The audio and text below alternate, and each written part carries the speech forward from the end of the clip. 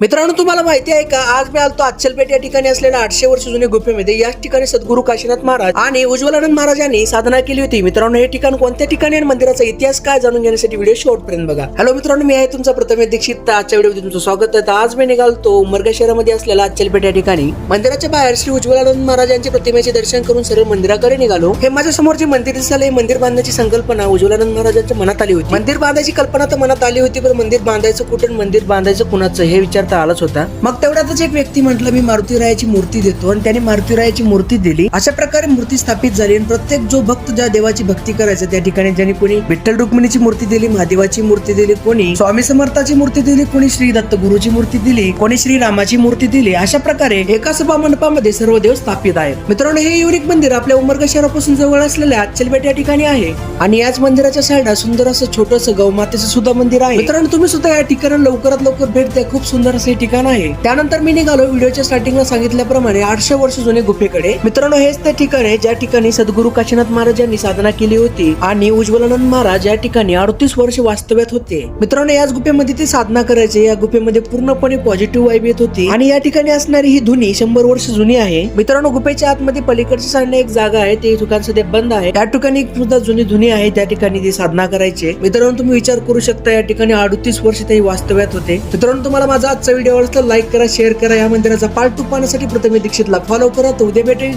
तोपर्यंत bye bye.